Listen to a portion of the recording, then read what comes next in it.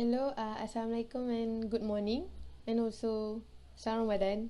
So we're going to continue with the next presentation with my group. We chose Top Glove Corporation Berhad. So my name is Nur Hanani Amirah binti Muhammad Syabri. We're going to continue with the background of the Top Glove. So basically, Top Glove was established in 1991 and had a headquartered in Malaysia. Top Glove Corporation Berhad is the world's largest manufacturer of glove, which is they only started as a local business enterprise with only one factory and one glove production in line. As you know, the Top Glove today has success to capture 26% of the world market share for for rubber glove. The company had a manufacturing operation in Malaysia, Thailand, and China. They also have a marketing operation in this country as well, such as USA, Germany, and Brazil, and had export to 2,000 customers in 195 countries worldwide. So the company outstanding achievement and the global recognition are credited largely to its founder, Tan Sri Dr. Lim Wei Chai, the visionary and the driving force who within a short span of time has built the company into a resounding global success. Top Glove, as everyone aware, is the world's largest manufacturer in producing a glove. Which is they don't know that actually Top Glove has three main product. Top Glove also offer a comprehensive product range, which now there includes a non-glove segment. So we go to the first product, which is the hand product that include the surgical glove, examination glove, industrial glove, food handling glove, and many others they're producing. And the second product is for a sexual wellness, where they're producing a condom. And the third product was for dental care, which they produce a latex dental dam, which been widely used for the dentist patient, the one that they put onto the patient mouth. So with the help of 90,000 employees, Top Glove continues to produce a high quality glove at a very efficient low cost in line with its time tested business direction. Top Glove has set its sight on a higher aspiration, which include increasing its world market share to 30% by year end 2020, and becoming a Fortune Global 500 company by 2040. Accordingly, it continues to expand its business scope and to be on the lookout for M&A opportunities in similar and related industry.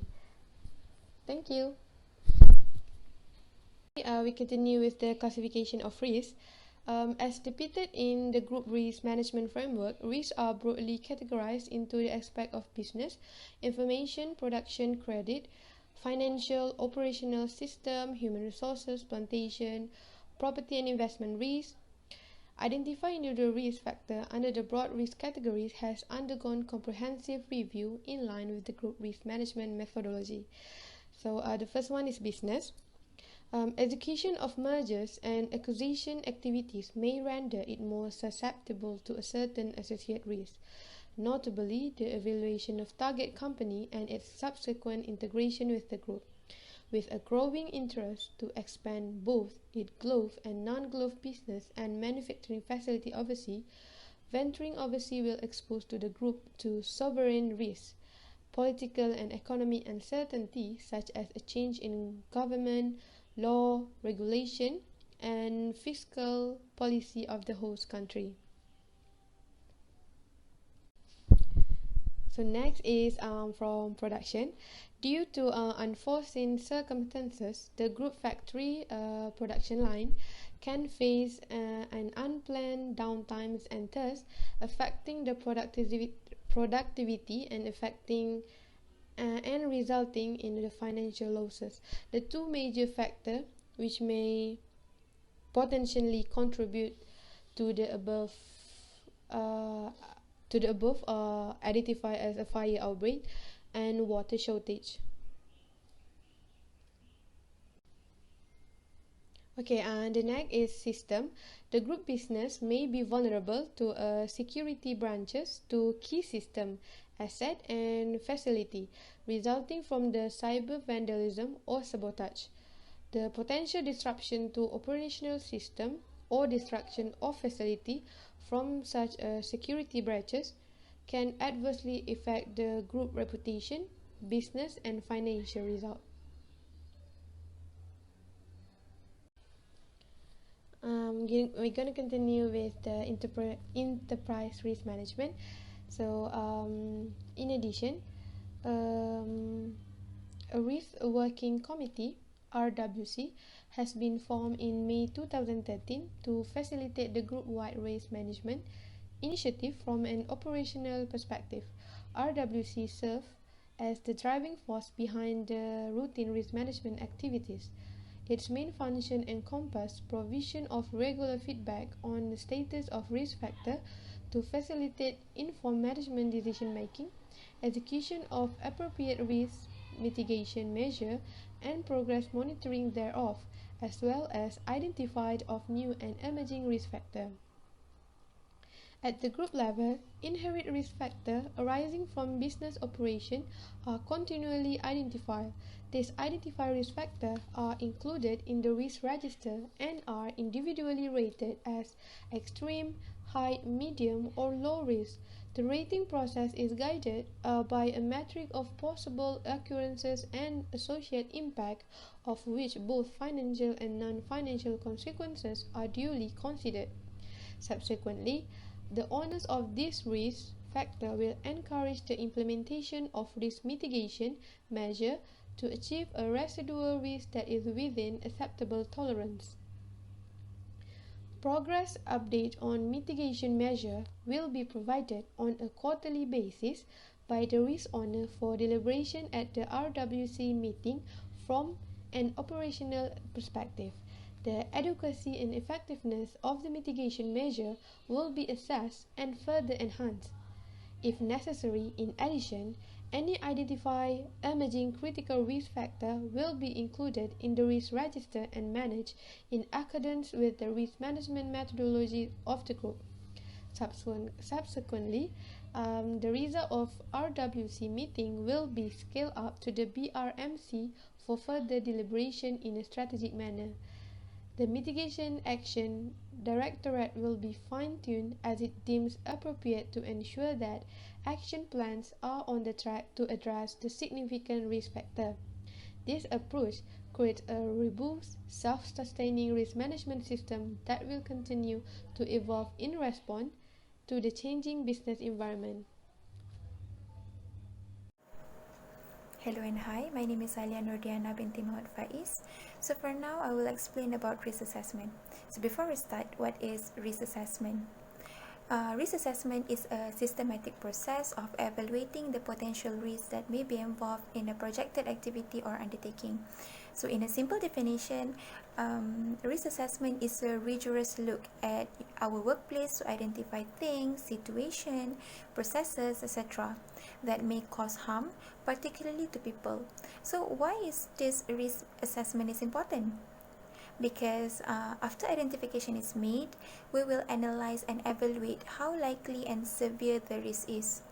So when the determination is made, we can next decide what measure should be in place to effectively eliminate or control the harm from happening. Okay, so in the case of Top Glove, they discuss and analyze the risk during the meeting of management committee. So basically, Top Glove does not implement the risk matrix in their company. However, they use the brainstorming approach instead in order to discuss the risk in their company by conducting meetings frequently. So for example, the currency exchange risk will be assessed during the meeting. Top management will analyze on the likelihood of a weaker or stronger United States dollar happens in the future, and also the impact of both options on the company's profit. Okay, so from my previous slide, I already explained about risk assessment. So from the risk assessment, Top Glove found out several issues. Okay, so the first one is about latex output and price fluctuation. For many manufacturers, raw material are the main concern because from the raw material they will produce the end product. So latex is the raw material that will be used in producing the rubber glove. In 2018, the latex price were low, so in 2019 they predict that the price of latex will be high. However, they still hope that the price is at the manageable levels, meaning not too high nor not too low. Now, latex concentrate price is at 4 ringgit 80 cent to 5 ringgit per kilogram. So this is still is a reasonable price. If it is too high, like for example 8 ringgit to 10 ringgit per kilogram, it will also not be sustainable. So the crude oil price movement and speculations are the factors that make latex price fluctuate irregularly. Next is the issues of production. Due to unforeseen circumstances, the group's factory productions line can experience the risk of unplanned downtimes, and thus resulting in its productivity and financial losses.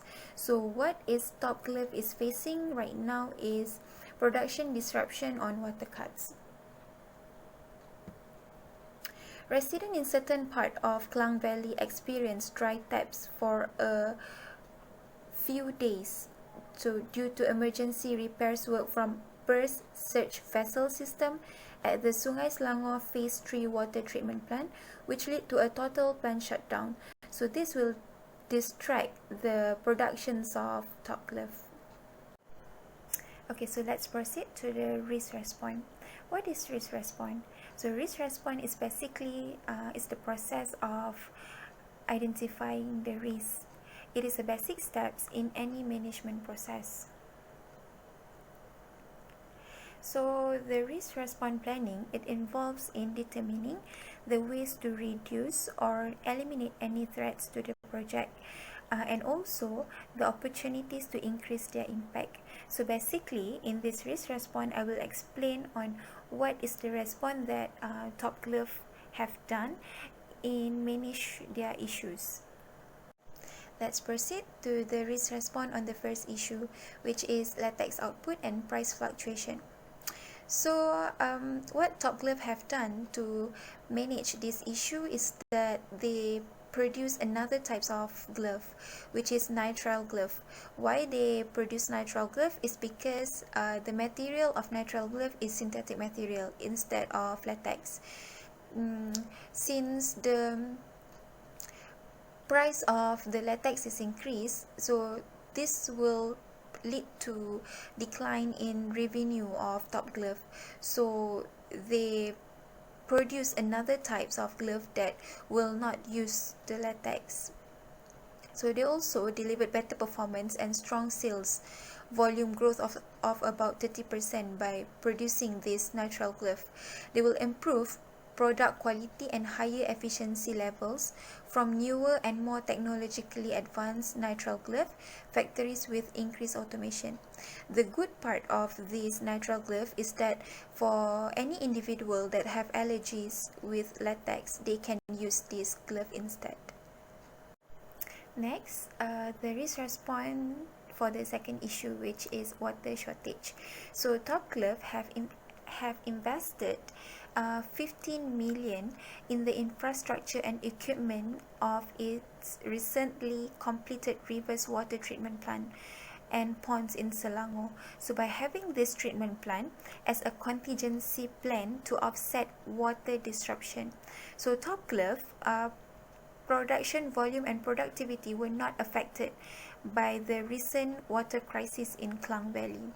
So other than that, they also have taken several measures to curb these occurrence risk factors, which are they regularly check on the storage level of water supply, the periodically cleaning of main drainage system to prevent clogging, and also they have made some research regarding method of water efficient productions. Okay, now we will proceed to risk governance model adopted by organization. So in Top Glove, they will use internal control governance. So this management team is led by executive chairman, managing director, and executive directors, which will comprises experienced personnel who are subject matters expert in their own specialized field. So the individual members in the management teams are held accountable for the conducts and performance within the assigned business units or support functions. So internal control principle strongly advocate in the various of day-to-day operational policies and procedures of the business unit or sports functions concerned. So at regular intervals, these assigned business units or support functions will conduct management meetings for the business objective of, among others, performance assessment, actions plan progress, monitoring, and feedback for improvement. So to fulfill its oversight responsibility, the audit committee is committed to review the adequacy and effectiveness of the group internal control system. Assalamualaikum. My name is Nur Hidayah binti Rosli. I am the last presenter for this group, and I will continue the presentation with recommendation for Top Glove risk management for further improvement. As Executive Chairman Lim Wee Chai said in article of Malay Mail, he said that we were already experiencing a shortage of workers since the beginning of the year, and it is now become more serious following the implementation of Malaysia's movement control order. As we know, Malaysia currently encounter with an outbreak which is COVID-19, and this situation has involved many unexpected circumstances, and it also disadvantage many people in many aspects. For example, there are some employees that lose their job, and there are some business that had to shut down their business because of this situation of COVID-19. So from this COVID-19 disease, the world's biggest maker of medical gloves currently grappling with a serious issue of shortage of workers, as they try to meet the huge surge in demand from their customer. And one of the countries that have the highest demand is United States, as they run out of personal protective gear due to the coronavirus outbreak. Top Glove Corporate Berhad makes 1 out of every 5 gloves in the world and needs to urgently recruit up to 700 more workers, as orders in the past few weeks have doubled. During this MCO period, Top Glove has difficulties in flying in workers from other countries such as Nepal, because the main source of labor for Top Glove is mostly foreigner.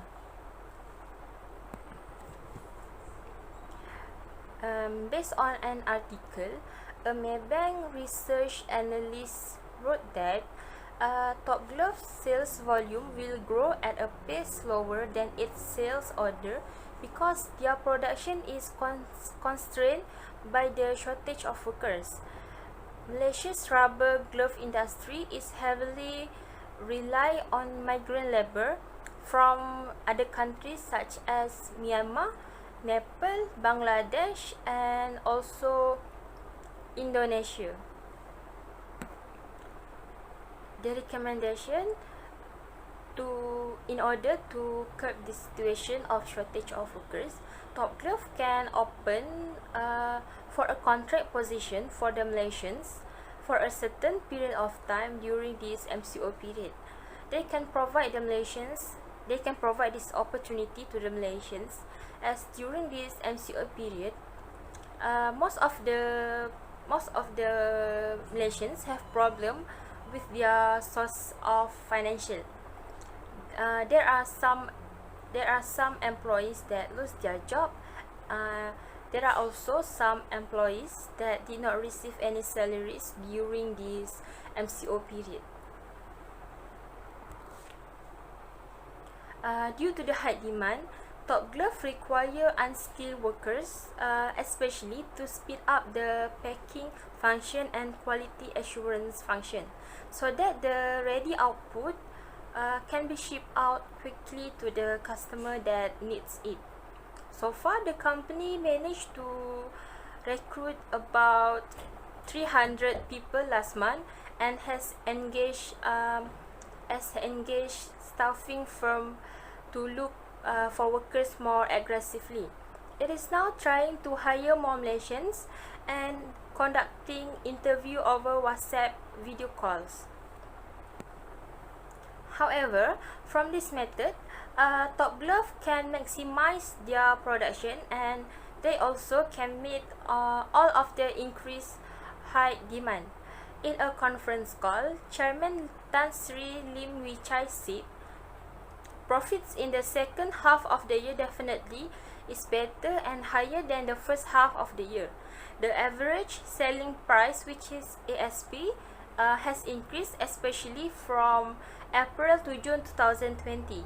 So, in the third quarter, we would see a much better profit margin, range from 20% to 30% extra on the improvement of ASP and increase in capacity, which leads to a reduction in fixed costs."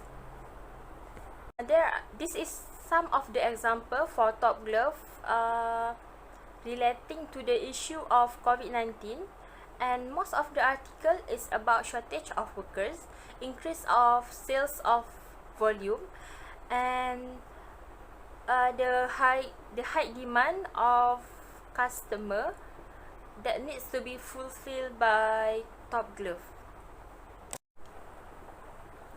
In conclusion, we were able to identify the classification of risks such as business, production, and also information system. We also get to know the function of enterprise risk management of Top Glove, the risk assessment and risk response done by Top Glove. In addition, we get to recognize the risk governance model that adopted by the organizations, and lastly, we get to determine the current issue of Top Glove and the recommendation to overcome the issue. Second, there is strict implementation in policy of Top Glove in corporate governance, because policy will be fully function if it is implemented strictly. Last but not least, risk management process involve people. So, for a good risk management process to take place, the cooperation of employee and also from the top management must be obtained. This is to ensure the long-term existence of core value within the organization. Thank you.